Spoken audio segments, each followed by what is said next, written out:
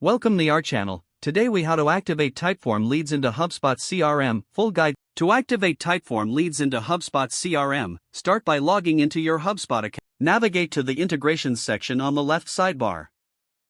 Search for Typeform in the Integrations Marketplace. Click on the Typeform integration to open its details. Select the Connect button to begin the integration process. You will be prompted to log into your Typeform account. Provide your Typeform credentials and authorize HubSpot to access your Typeform data. Once connected, return to the HubSpot integration settings. Click on Create a new workflow in HubSpot. Choose Start from Scratch to customize your workflow for Typeform leads. Add a trigger by selecting Typeform from the available options. Choose the specific Typeform you want to connect to HubSpot. Configure the conditions for when leads should be activated in your workflow. For every submission received on your Typeform, select the action to create a new contact in HubSpot. Map the Typeform fields to the corresponding HubSpot contact properties. This ensures that all relevant information is transferred correctly. Once mapping is complete, save your workflow.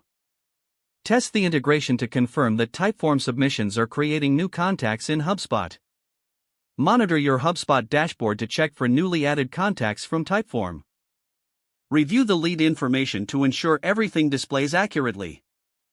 If necessary, make adjustments to the mapping or workflow based on your findings.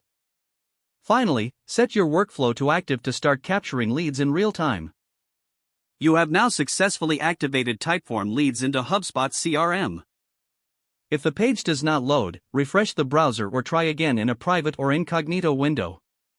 Make sure you are using the correct email address, then retype it carefully to avoid small typos.